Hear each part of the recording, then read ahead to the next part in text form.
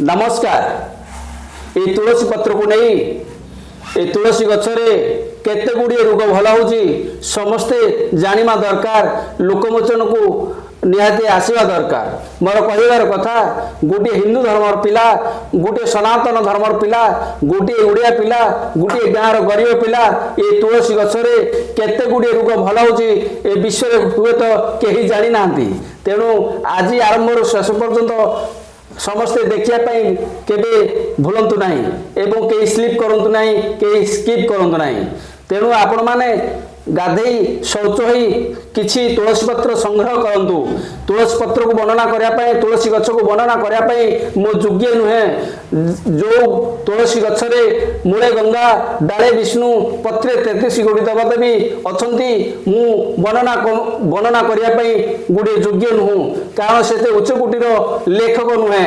मु गोटे गाँव बनमल्ली गोटे गाँव कुआबेंग मोर कहिबार कथा ये ओडिशा प्रदेश उत्कल माटीर ये तुलसी गछ हेउछि हमर हिंदू धर्म प्रतीक।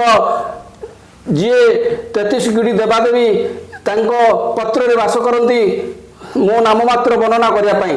तेणु मोर कहिबार कथा समस्ते ए तुलसी गछरे केते गुड़िए रोग भल हम निश्चिंत किपरि को प्रतिकार नहीं भल हेले एवं ब्रेन भीतर घा नाक भीतर घा एवं गला भीतर घा छाती भीतर घा पेट भीतर घा किपरि भल हम आरंभ समस्ते शुणु।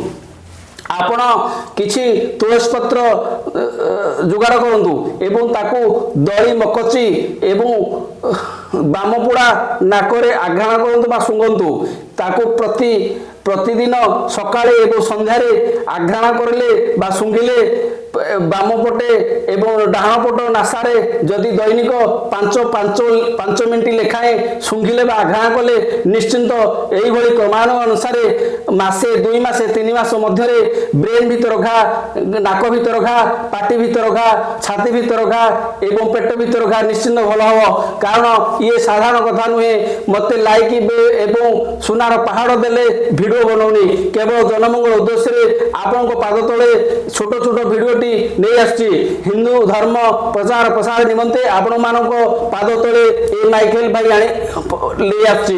तेणु मोर कहबार कथा समस्ते सांग साथी भाई बंधु कुटुंब को निश्चिंत शेयर करिया पाई केबे भी भूलिबे नहीं।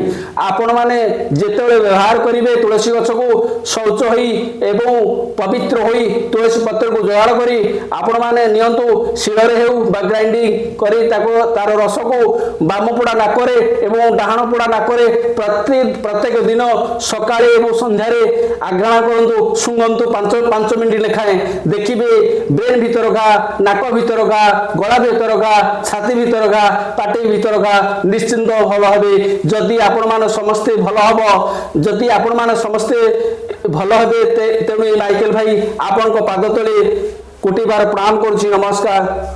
जय गुरु। ओम शांति। अलेख महिमा।